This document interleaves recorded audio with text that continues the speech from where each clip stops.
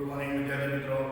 જ્યોતિ વિદ્યાલય અમરેવાડી શાળા પરિવાર તરફથી ઓનલાઈન વિડિયો સેશનમાં આપનું હાર્દિક સ્વાગત છે. વિદ્યાર્થી મિત્રો, આપણે ગણિતની અંદર ધોરણ 9 ગણિતમાં ચેપ્ટર 8 ચતુષ્કોણનો અભ્યાસ કરી રહ્યા છીએ. ગયા વખતે આપણે ચતુષ્કોણ વિશે અને ચતુષ્કોણના પ્રકાર વિશે ભણ્યા હતા. ચતુષ્કોણના કેટલાક ગુણધર્મો પણ જોયા છે. હવે બીજા કેટલાક ગુણધર્મો આપણે જોઈશું. ચતુષ્કોણના સમાંતર બાજુ ચતુષ્કોણના ગુણધર્મો. સમાંતર બાજુ ચતુષ્કોણ એ ચતુષ્કોણનો એક પ્રકાર છે. જે ચતુષ્કોણની સામસામેની બાજુઓ સમાન અથવા સમાંતર હોય, જે ચતુષ્કોણની સામસામેની બાજુઓ સમાન અથવા સમાંતર હોય એવા ચતુષ્કોણને સમાંતર બાજુ ચતુષ્કોણ કહેવાય. આપણે પ્રમેય નંબર 8.1 લાસ્ટ ટાઈમ આપણે જોયો હતો અને સાબિત પણ કર્યો હતો કે પ્રમેય નંબર 8.1 સમાંતર બાજુ ચતુષ્કોણનો કોઈપણ વિકર્ણ તેનું બે એકરૂપ ત્રિકોણમાં વિભાજન કરે છે. આપણે વિદ્યાર્થી મિત્રો પ્રમેય નંબર 8.1 બરાબર સમજ્યા કે સમાંતર બાજુ ચતુષ્કોણ હોય એનો આપણે કોઈ એક વિકર્ણ દોરીએ તો સમાંતર બાજુ ચતુષ્કોણના કોઈ એક વિકર્ણના કારણે બે એકરૂપ ત્રિકોણમાં ચતુષ્કોણનું વિભાજન થાય છે. એટલે કે બે સમાન એકરૂપ ત્રિકોણો બને છે. એવું આપણે ભણી ચૂક્યા હતા પ્રમેય નંબર 8.1 ની અંદર. તો સમાંતર બાજુ ચતુષ્કોણનો કોઈપણ વિકર્ણ તેનું બે એકરૂપ ત્રિકોણમાં વિભાજન કરે છે. પ્રમેય નંબર 8.2 એના પછી તો સમાંતર બાજુ ચતુષ્કોણમાં સામસામેની બાજુઓ સમાન હોય છે. જે રીતે આપણે સમાંતર બાજુ ચતુષ્કોણની વ્યાખ્યા ભણ્યા હતા એ જ વ્યાખ્યા અહીંયા પ્રમેય નંબર 8.2 એનું વિધાન છે. વિદ્યાર્થી મિત્રો, આપણે એક જ પ્રમેય આમાં મળે કરવાનો છે આ ચેપ્ટરમાં, પ્રમેય નંબર 8.2 જે સાબિતી સાથેનો છે. બાકીના બધા જે પ્રમેય છે એમાં ખાલી તમારે આ વિધાન યાદ રાખવાનું છે. સાબિતી આપણે જોવાની નથી, સાબિતી ભણવાની નથી.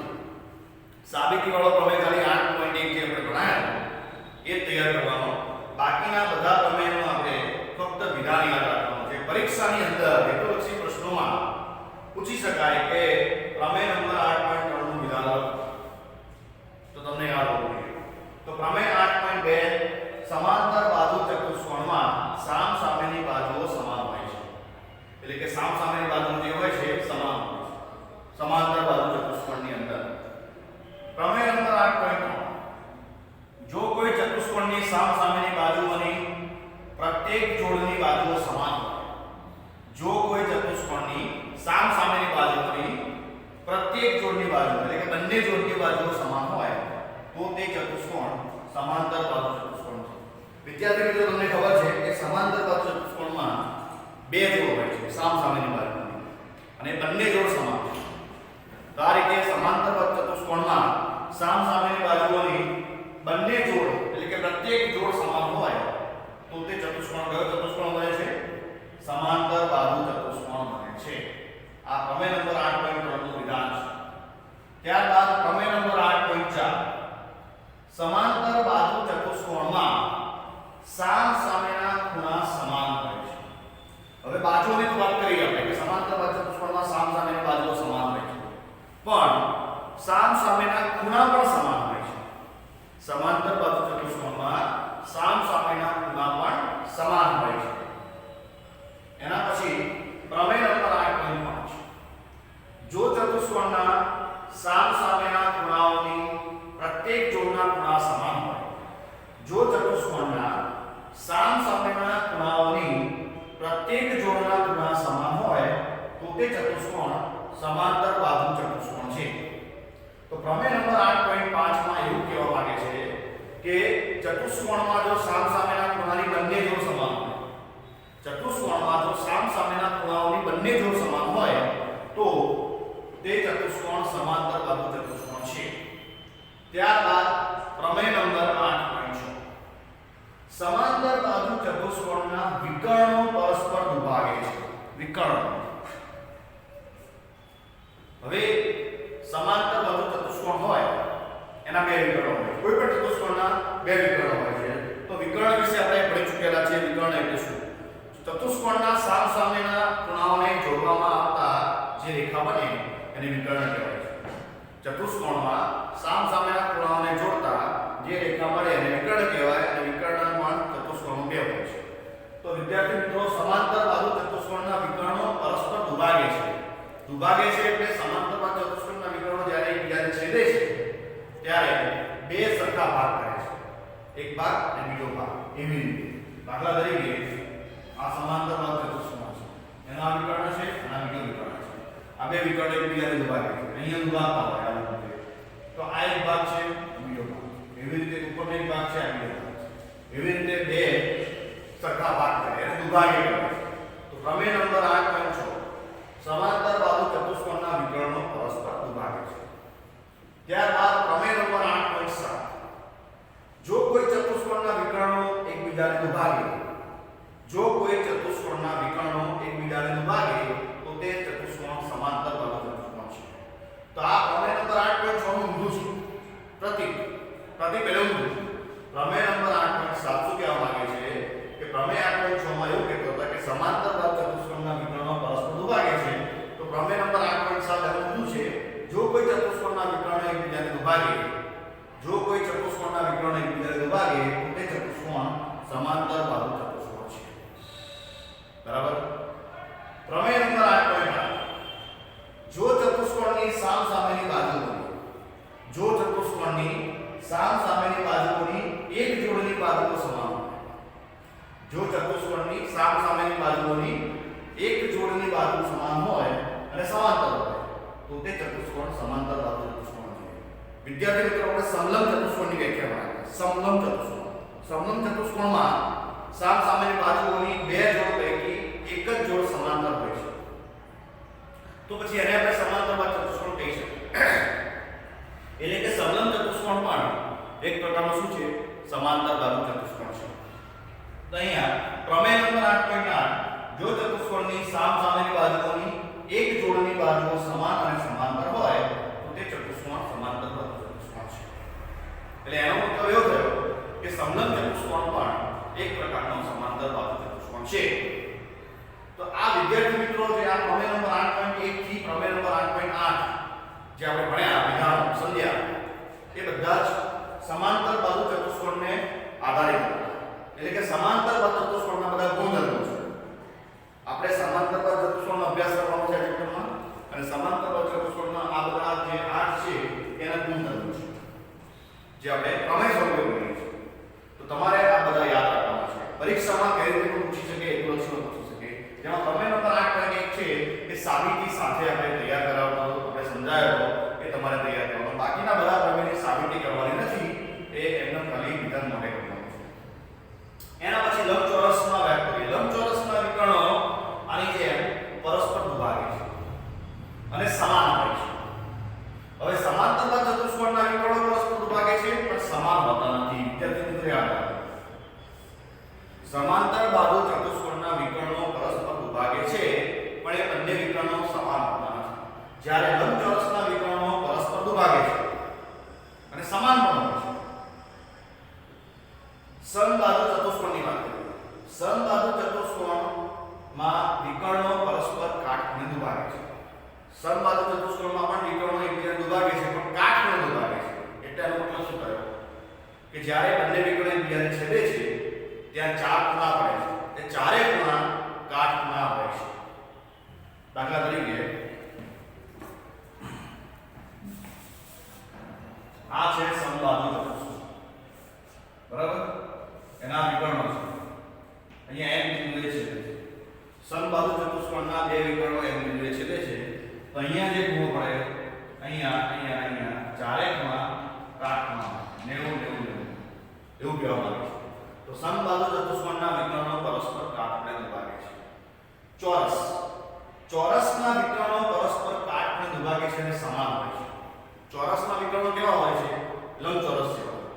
ચોરસના વિકર્ણો પરસ્પર કાટખૂણે દુભાગે છે અને સમાન હોય છે. એટલે આને જેમ તો પછી સમબાજુ ચતુષ્કોણ અને ચોરસમાં ડિફરન્સ શું, તફાવત શું? સમબાજુ ચતુષ્કોણમાં ચાર બાજુ સમાન હોય છે, ચોરસમાં પણ ચાર બાજુ સમાન હોય છે. સમબાજુ ચતુષ્કોણના વિકર્ણો પરસ્પર કાટખૂણે દુભાગે છે, ચોરસના વિકર્ણો પણ પરસ્પર કાટખૂણે દુભાગે છે. પણ વિદ્યાર્થી મિત્રો, સમબાજુ ચતુષ્કોણના વિકર્ણો સમાન હોતા નથી, જ્યારે ચોરસના વિકર્ણો સમાન હોય છે. આ એક તફાવત છે એ બંને વચ્ચે. તો આજે આપણે સમાંતર બાજુ ચતુષ્કોણના ગુણધર્મો, લંબચોરસ, સમબાજુ ચતુષ્કોણ અને ચોરસના ગુણધર્મો ભણ્યા. તો વિદ્યાર્થી મિત્રો, ફરી એકવાર આપણે જોઈ લઈએ સમાંતર બાજુ ચતુષ્કોણના ગુણધર્મો. પ્રમેય નંબર 8 જે આપણે નેક્સ્ટ ગયા વખતે ભણી ચૂકેલા કે સમાંતર બાજુ ચતુષ્કોણનું કોઈપણ વિકર્ણ તેનું બે એકરૂપ ત્રિકોણમાં વિભાજન કરે છે. સમાંતર બાજુ ચતુષ્કોણનું કોઈ એક વિકર્ણ દોરીએ તેના કારણે બે સમાન ત્રિકોણોમાં વિભાજન થાય છે. પ્રમેય નંબર 8.2 સમાંતર બાજુ ચતુષ્કોણમાં સામસામેની બાજુઓ સમાન હોય છે. જે આપણે વ્યાખ્યાન ભણી ચૂકેલા છે કે જે ચતુષ્કોણમાં સામસામેની બાજુની બંને જોડ સમાન હોય એને સમાંતર બાજુ ચતુષ્કોણ કહે છે. પ્રમેય નંબર 8.3 જો કોઈ ચતુષ્કોણની સામસામેની બાજુઓની પ્રત્યેક જોડની બાજુઓ સમાન હોય, જો કોઈ ચતુષ્કોણની સામસામેની બાજુઓની પ્રત્યેક જોડની બાજુઓ સમાન હોય તો તે ચતુષ્કોણ સમાંતર બાજુ ચતુષ્કોણ છે. જે આનું શું છે? આનું પ્રતીક છે. એના પછી પ્રમેય નંબર 8.4 સમાંતર બાજુ ચતુષ્કોણમાં સામસામેના ખૂણા સમાન હોય છે. બાજુઓ તો સમાન હોય જ છે. સમાંતર બાજુ ચતુષ્કોણમાં સામસામેની બાજુઓ આપણે ભણ્યા કે સમાન હોય છે. પણ સમાંતર બાજુ ચતુષ્કોણમાં સામસામેના ખૂણાઓની જોડ પણ સમાન હોય છે. એટલે કે સામસામેના ખૂણા પણ સમાન બને છે. પ્રમેય નંબર 8.5 જો ચતુષ્કોણના સામસામેના ખૂણાઓની પ્રત્યેક જોડના ખૂણા સમાન હોય, જો ચતુષ્કોણના સામસામેના ખૂણાઓની પ્રત્યેક જોડના ખૂણા સમાન હોય તો તે ચતુષ્કોણ સમાંતર બાજુ ચતુષ્કોણ છે. જ્યાં બિંદુ છે. જો ચતુષ્કોણના સામસામેના ખૂણાઓની પ્રત્યેક જોડના ખૂણા સમાન હોય તો તે ચતુષ્કોણ કેવો છે? સમાંતર બાજુ ચતુષ્કોણ છે. પ્રમેય નંબર 8.6 સમાંતર બાજુ ચતુષ્કોણના વિકર્ણો પરસ્પર દુભાગે છે. દુભાગે છે એટલે બે સરખા ભાગ કરે છે. તો સમાંતર બાજુ ચતુષ્કોણના વિકર્ણો એકબીજાને જ્યાં છેદે છે ત્યાં બે સરખા ભાગ કરે છે, દુભાગે છે. પ્રમેય નંબર 8.7 જો કોઈ ચતુષ્કોણના વિકર્ણો એકબીજાને દુભાગે, જો કોઈ ચતુષ્કોણના વિકર્ણો એકબીજાને દુભાગે તો તે ચતુષ્કોણ સમાંતર બાજુ ચતુષ્કોણ છે. આનાથી ઊંધું પ્રમેય નંબર 8.6 થી વિપરીત જો કોઈ ચતુષ્કોણના વિકર્ણો એકબીજાને દુભાગતા હોય તો તે ચતુષ્કોણ કેવો છે? સમાંતર બાજુ ચતુષ્કોણ છે. પ્રમેય નંબર 8.9 જો ચતુષ્કોણની સામસામેની બાજુઓની એક જોડની બાજુઓ સમાન અને સમાંતર હોય, જો ચતુષ્કોણની સામસામેની બાજુઓની એક જોડની બાજુઓ સમાન અને સમાંતર હોય તો તે ચતુષ્કોણ કેવો છે? સમાંતર બાજુ ચતુષ્કોણ છે. એટલે કે વિદ્યાર્થી મિત્રો અહીંયા પ્રમેય નંબર 8.8 માં સમલંબ ચતુષ્કોણની વાત કરી છે કે સમલંબ ચતુષ્કોણમાં સામસામેની બાજુઓની બે જોડમાંથી એક જ જોડ સમાંતર હોય છે, એટલે કે સમાન હોય છે. જ્યારે સમલંબ ચતુષ્કોણ કહીએ તો સમલંબ ચતુષ્કોણ એક પ્રકારનો શું થયો? સમાંતર બાજુ ચતુષ્કોણ થયો. જે આ પ્રમેય નંબર 8.8 પરથી આપણને ખબર પડે છે. જો ચતુષ્કોણની સામસામેની બાજુઓની એક જોડની બાજુઓ સમાન અને સમાંતર હોય તો તે ચતુષ્કોણ કેવો છે? સમાંતર બાજુ ચતુષ્કોણ છે. લંબચોરસની વાત કરીએ તો વિદ્યાર્થી મિત્રો લંબચોરસના વિકર્ણો કેવા હોય છે? લંબચોરસના વિકર્ણો પરસ્પર દુભાગે છે. સમાંતર બાજુ ચતુષ્કોણની જેમ પણ સમાન પણ હોય છે. જ્યારે સમાંતર બાજુ ચતુષ્કોણના વિકર્ણો સમાન હોય છે. લંબચોરસના વિકર્ણો પરસ્પર દુભાગે છે અને સમાન પણ હોય છે. સમબાજુ ચતુષ્કોણની વાત કરીએ તો સમબાજુ ચતુષ્કોણના વિકર્ણો પરસ્પર કાટખૂણે દુભાગે છે. સમબાજુ ચતુષ્કોણના વિકર્ણો પરસ્પર કાટખૂણે દુભાગે છે અને ચારે બાજુ 90 અંશનો ખૂણો બનાવે છે. તો સમબાજુ ચતુષ્કોણના વિકર્ણો પરસ્પર કાટખૂણે દુભાગે છે પણ સમાન હોતા નથી. ચોરસના વિકર્ણો પરસ્પર કાટખૂણે દુભાગે છે અને સમાન પણ હોય છે. લંબચોરસની જેમ ચોરસના વિકર્ણો પરસ્પર કાટખૂણે દુભાગે છે અને સમાન હોય છે. તો પછી આ બંનેમાં તફાવત શું છે? સમબાજુ ચતુષ્કોણ અને ચોરસમાં તફાવત એ છે કે બંનેમાં ચારે બાજુઓ સમાન હોય છે. બીજી વસ્તુ ચોરસમાં વિકર્ણો પરસ્પર કાટખૂણે દુભાગે છે અને સમાન હોય છે, જ્યારે સમબાજુ ચતુષ્કોણના વિકર્ણો પરસ્પર કાટખૂણે દુભાગે છે પણ સમાન હોતા નથી. એટલો આ ડિફરન્સ છે. તો વિદ્યાર્થી મિત્રો આ જે આપણે ગુણધર્મો ભણ્યા એ દાખલા ગણવામાં કામ આવશે સ્વાધ્યાયની અંદર. એટલે તમારે આ તૈયાર કરવા પડશે.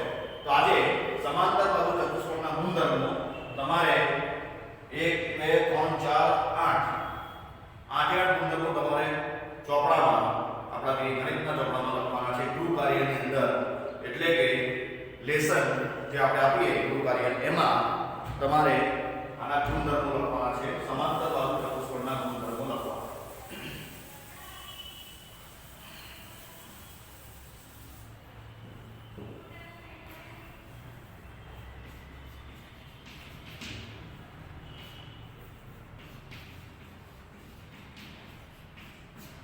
સમાંતર બાજુ ચતુષ્કોણના ગુણધર્મો તમારે હોમવર્કની અંદર વિદ્યાર્થી મિત્રો લખવાના છે. તો વિદ્યાર્થી મિત્રો આજે આપણે આટલું જોઈએ, બીજું નેક્સ્ટ ટાઈમ જોઈશું. જય હિન્દ.